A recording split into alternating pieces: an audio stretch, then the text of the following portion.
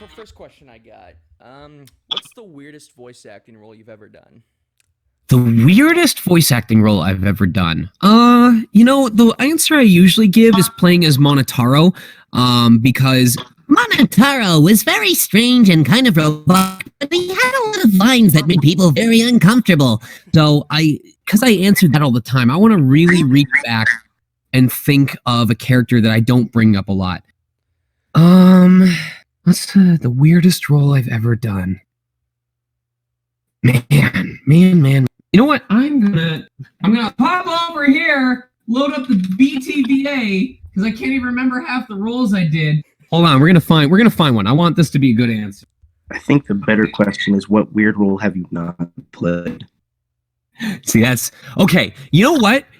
I actually, now that you state it that way, I think Pewter is one of the interesting roles that I've done. He's not weird as a character, but like it was an interesting experience going off on these tangents about eggs and how they relate to brains for like 7 paragraphs at a time. Because you have to understand, a lot of the time in video games, characters will usually say a couple of sentences at most. Like most of the time, a line is 1 to 2 sentences, maybe a paragraph if they're monologuing. Yeah. Would have entire sections where a line was 6 sentences long, and there were 5 of them, one right after the other, as he just would go off on these scientific tangents. And I remember a moment in the recording session where they were like, I don't know how you want to tackle these. We can just do segments of the line. We can just do 1 line at a time. And I said, can I suggest something crazy? And they said, sure. What do you got in mind? I said, because he's literally going off on a scientific ramble, probably faster than his mouth can process it, let's just go for the whole thing. And they went, are you sure? And I said, yeah, let's do it. So a lot of those times when he like goes off on a 1.5-minute long rant about eggs, it's me doing all of those lines back to back in a single take. What? Eggs. He talks about how like the yolk of an egg can be like analogous or analogous, or I forget how it's pronounced. It's similar to how the brain processes thoughts and memories. So, and he just goes through discussion about like hard-boiled eggs, breaking yolk open, just constant info. Anime weirdest role. Definitely Grim from Hero Mask. Just because he was just this very psychotic, very calm, generally calm, but very focused psychopath. And it was interesting playing a character who's creepy in how dedicated he is, rather than just being bloodthirsty like Zenk is in Fairy Fencer F. What's it like being in the iconic JoJo's Bizarre Adventure franchise? I bet you've been getting a lot of memes from fans lately. I am so glad that the JoJo community is aware of how much of a meme master I am. Like they've sent me like bullets with Mista's face. They've sent me Mista with bullet faces. They've sent me like thick ass Mista. They've sent me all kinds of memes. I dedicated one to myself.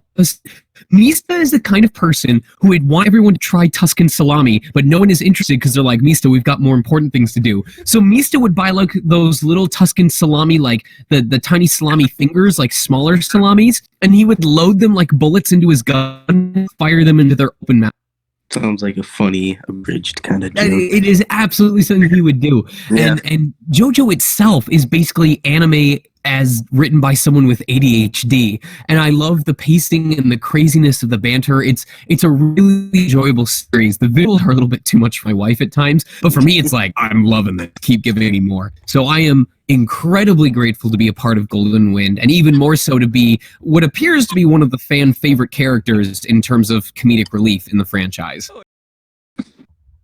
He has a lot of similarities to other roles I've done well with, where he's loyal to a fault.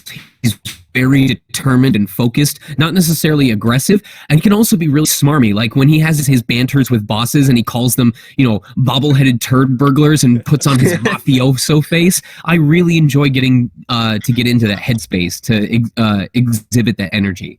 Sounds like you're having fun. So you've seen the other JoJo parts, not just part 5? Not yet. I've seen bits and pieces because of my friends who were absolutely crazy about it, who would talk about, part 1, part 2, part 3, back when all the other parts came out. Part 4 was when I actually started watching it because I tended to be awake when it would air on Toonami, and I was doing a lot of convention visits during that time, or a lot of out-of-state visits. So I'd end up, being able to watch the episodes when they came on or were airing. I do want to go back and watch them though, because if they're the same style crazy that Golden Wind has been, I feel like I'm going to enjoy the entire franchise. Yeah, you're in for a trip. Yeah, like, one thing I'd like to say is, how do you differentiate the bullets? It was really impressive how each one of them sounds different. Well, what I've told people is you're correct in that I knew, even though they were all going to be pitched up or be very high pitched in post production, I did want to give them their own personality, and a lot of it was based on their face. It was basically a mixture of what does the face look like and what does the Japanese voice sound like. Like number 5 was obviously a lot higher pitched and a lot softer, wimpier than number 3, so it was easy to create a contrast there. And then it was a matter of, okay, now that I've got the base pitch that I'm going to start at, how can I add the expression of their face into the development of the character? So number 1, is bright-eyed, wide-eyed. I figured he's number 1. He might be seen as the leader. So I kind of made him like a slightly younger Robin from Teen Titans.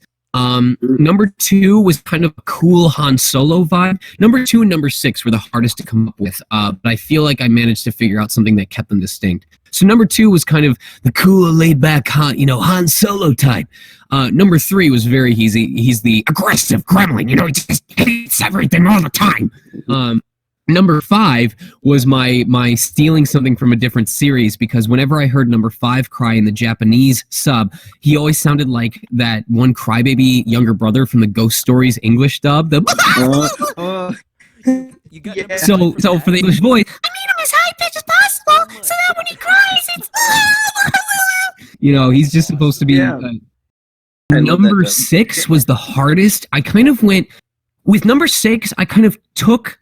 It was like the in between of number 3 and number 2. He was not as aggressive as number 3, but not as smooth and breathy as number 2. So I kind of made him like a rough and tumble character, where he sounds like he'd be a bully, but he's not. He's a good guy. He just happens to be really rough around the edges. And for number 7, I just straight up was running out of ideas. They were like, "What do you want to do for number 7?" I don't know. Let's make him Southern, see what happens. And they said, "Okay, let's do it." It works for me. And I think it also kind of works because Japan is no stranger to having a large group of characters, and one is just really different from the others for some reason. Like I think of Angel Beats, the one guy who used all the English phrases in order to try and sound cool.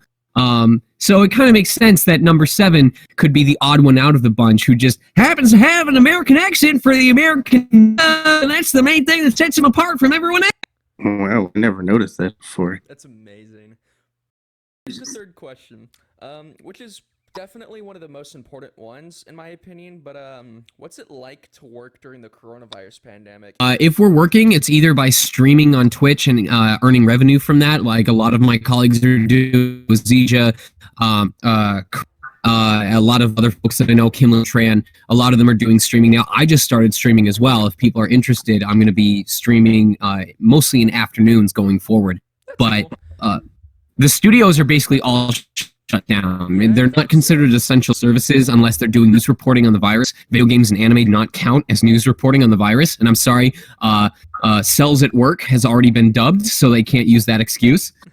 But a lot of talent just to come in because we don't want to take that risk of getting sick. And there's been some reports that developing the illness could lead to scarring of your lung tissue, which can permanently affect your ability to perform.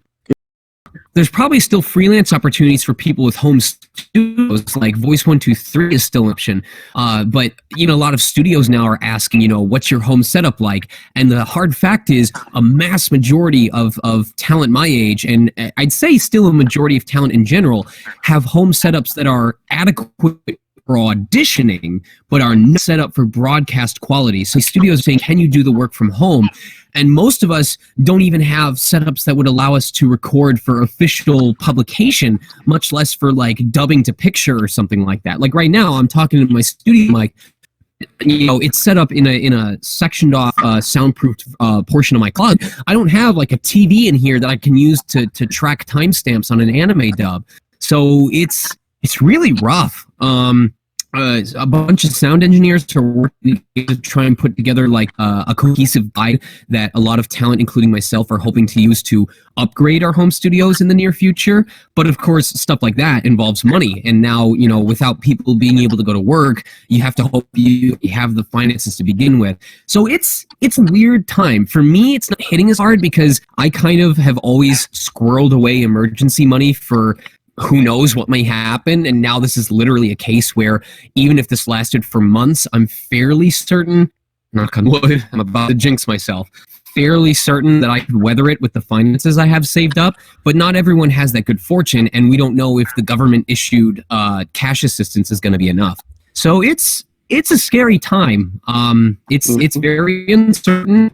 And I would not be surprised if a lot more voice talent are either looking into or helping each other get into some form of freelance streaming or freelance marketing in the near future. Yeah. As a Zelda fan, what was it like getting to be in the Legend of Zelda franchise? Okay, so there's 3 parts to that. First, it was absolutely goddamn terrifying because I'm someone who is enough of a meme lord that I was well aware about the CDI games. When I moved out in 2012 to California, I wasn't expecting to ever be a part of a Zelda. I don't think anyone ever expected Zelda to have a canon voice game after the CDI era.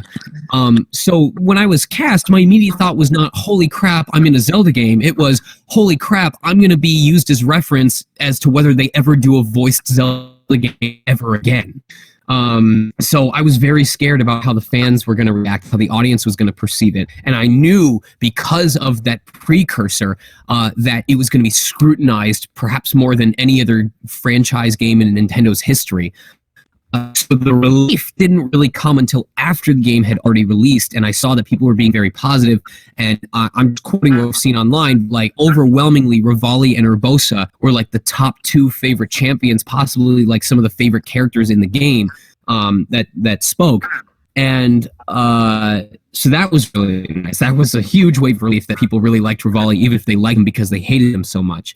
And then for me, the circle of life moment was my dad and I had some bonding moments playing Ocarina of Time. And my dad used to comment on how such a big, expansive world was fit onto a tiny Nintendo 64 cartridge at the time, mind you. So the day that the game came out and I got to hold up a tiny little Switch cartridge and say, remember what you said about Ocarina of Time? How do you feel knowing that Breath of the Wild, the entire game is on something like this and that your son is voicing in it? So I'm just incredibly grateful that my dad got to be around for me to share that with him.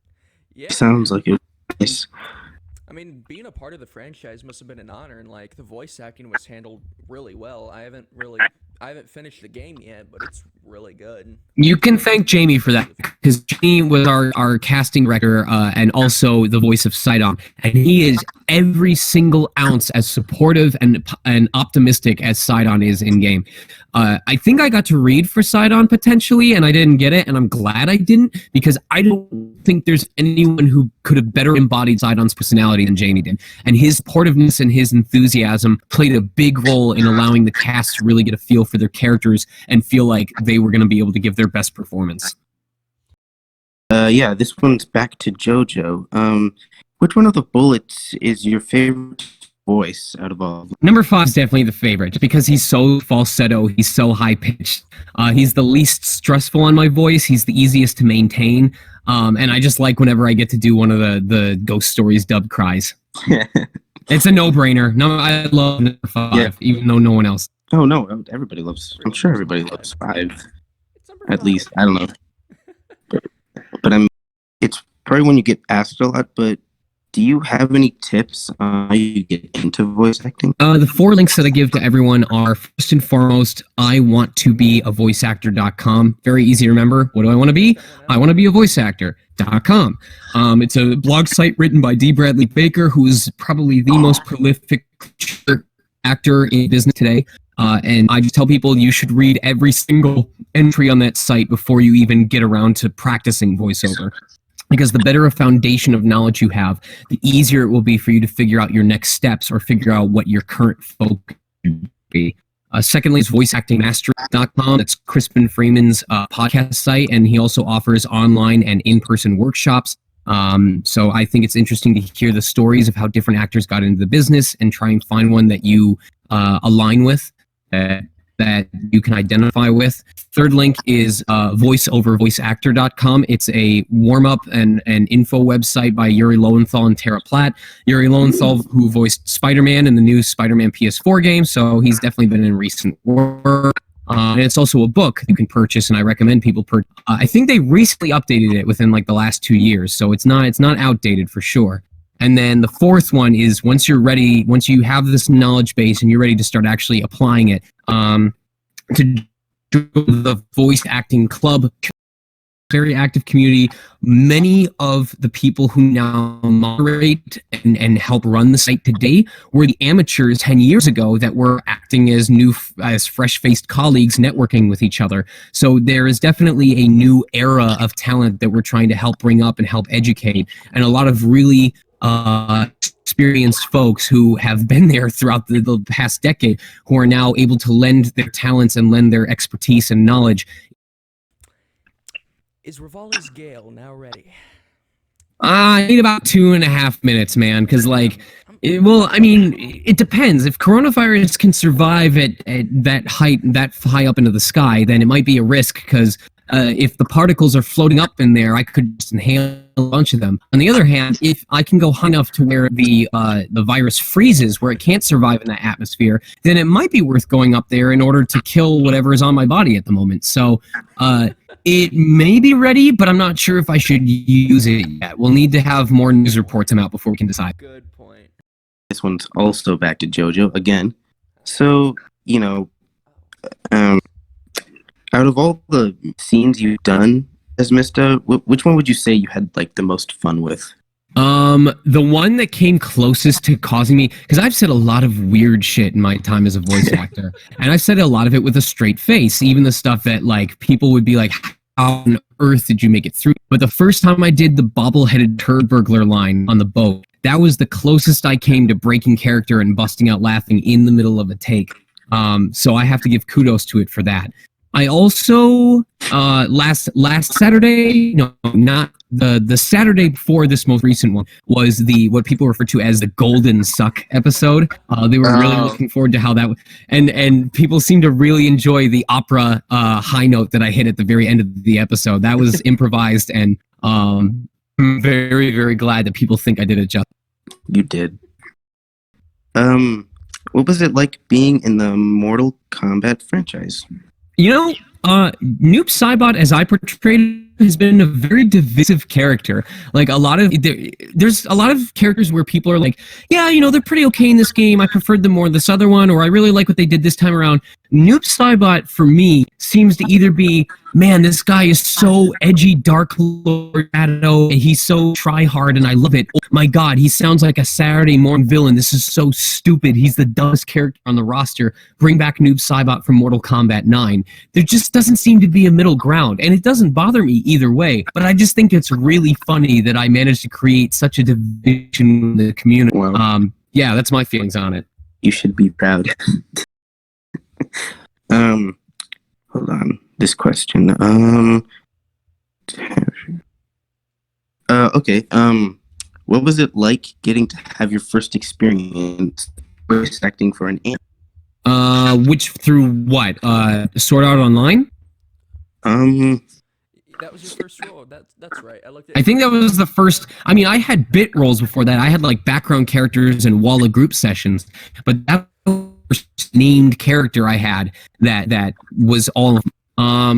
I mean, you can talk about that one. If you by that point, like I'd already had experiences like that. Because like when I did the AX Idol competition in 2009, that was, with the exception of there being a giant audience of people right in front of me, it was the same experience of, okay, here's the reference. Okay, here's the 3 beeps. Now record to the lip flaps. So the only thing that really changed between that and when I was officially recording for Diabel was whether or not there were 2,000 people in the audience in front of me to critique me in real time.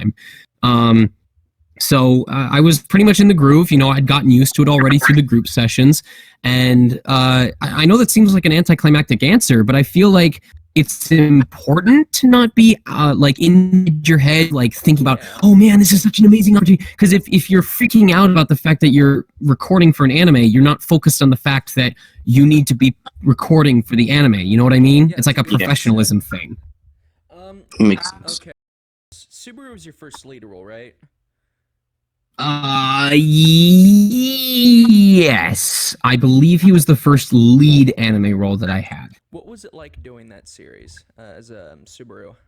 I was familiar with how intense the series was through seeing it while I was in Japan. So when the director warned me ahead of time about how vocally intense it would be, I was already fully aware. I was so eager to prove myself and show how much I cared about the show and cared about the media, or the medium, you know, both apply here. And that's part of why it hurts so much that the show's marketing, like, didn't really work out, like whether it was because of contract severances or DVD qualities or stuff like that. ReZero is one of those shows that had a really dedicated cast, but it just was not given the chance to prosper once it released. It just fizzled out as soon as it existed. I'm still proud of the work I did, and I'm still proud of all the effort I gave. You know, I think of the episode where he's being possessed by Betelgeuse and he's trying to fight it off, and he switches back and forth between himself and Betelgeuse. Not Todd Habercorn interspersed with me. That's me playing as Subaru and playing as Betelgeuse and switching back and forth within the same take. Very technically intensive, and I'm so proud of what I did and how I pulled it off. But I feel like barely anyone got to appreciate because the show just didn't get a chance to live. Well, I mean, What are the 6 characters you'd want in Smash the most? They need to all be Fire Emblem characters. I don't feel like that series has enough representation. I like that answer. Everyone. I'm of the camp where, like, I got Mega Man. I'm happy. You can add whoever you want, and I'll be happy to fight against them because I got the character that was most important to me. So anything I name, people are going to be like, why would you pick that character? What a waste of a slot. And plus, so many of the ones that have been added are like, oh yeah, that's really cool that we have them. So, Lloyd Irving from Tales of Symphonia, he's probably one that deserves to be in there. Oh, totally. I would love if Reen could be in Smash. That would be cool. Let's have a swordsman who's not from Fire Emblem, please. Reen? Look, after that, I just draw complete blanks. We should have one more non-human, like a more creature character. Nemo. Like from Finding Nemo. Yeah. I'm trying to think of. Monster Hunter was a really big one. Like a lot of people thought that the moveset that Byleth uses could have been used for Monster Hunter instead, where they used a great sword and they used a bow and arrow and they used a spear. So now the more I talk about them, the more I'm like, yeah, why didn't they do that? That sucks. Yeah, I mean, there's like a lot of characters Capcom could use. I mean, there's Phoenix Wright, obviously. I'm surprised he's not in the game yet. Yeah. Dante would be really cool. I'd love Dante, Master Chief. Man. You know, a lot of the ones that I want to pick just seem really, really obvious. They're like, yeah, everyone wants those characters. But it's like, I don't care if it's added or not. It's more content for me, whatever. I wish more people could be like you. Yeah, I mean, Like, I know a lot of those picks people want are obvious, but that doesn't mean they're bad. I mean, like, a lot of people want Dante, and like, Dante's probably like my favorite action game character of all time, and I'd love to have him in Smash, you know? Exactly. And Yeah. I mean, there's a lot of characters that are good for Smash. I mean, I know a lot of people complain about Byleth, but let's be honest, that was a really good pick. 3 houses. I like Byleth. It got me. They're scary, man. They have so many that will just shred through you if you let yourself. Yeah, I mean, 3 Houses was like a fantastic game, and for people to shred it apart because another sword fighter. I mean, come on, man. Okay, here's the next question, which is kind of silly, but I kind of like it. Do you think Mista has hair?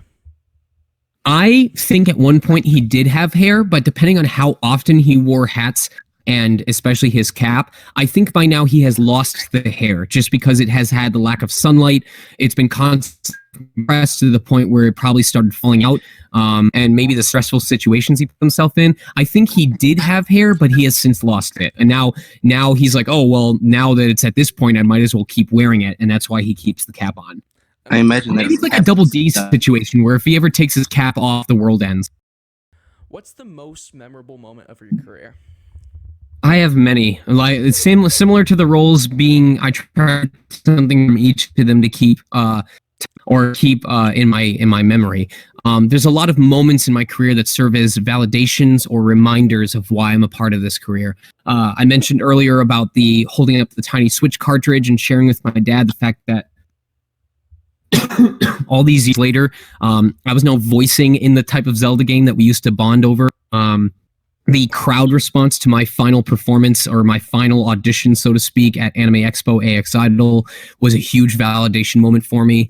I remember the first time I was in booth setting, I was helping a senior with their senior project at college, and I left that booth recording space going, oh my God, that was so cool. That was everything I hoped it would be. I want to keep being a part of this.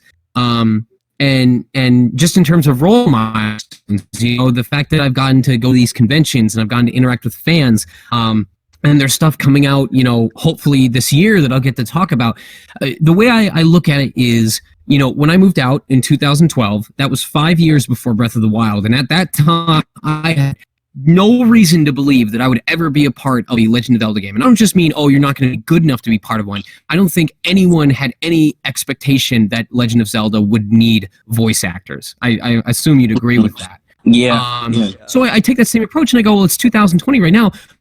What could happen 5 years from now? What could happen 10 years from now? And that's what plays into the passion and the enthusiasm. It's you don't know what's yet to come down the pipeline, so just focus on being as prepared as you can be and focus on caring about your craft, because you don't know when opportunity is going to strike.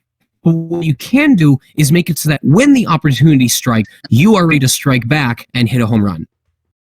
Thank you for making the time for me. Yeah, no problem. Good having you on.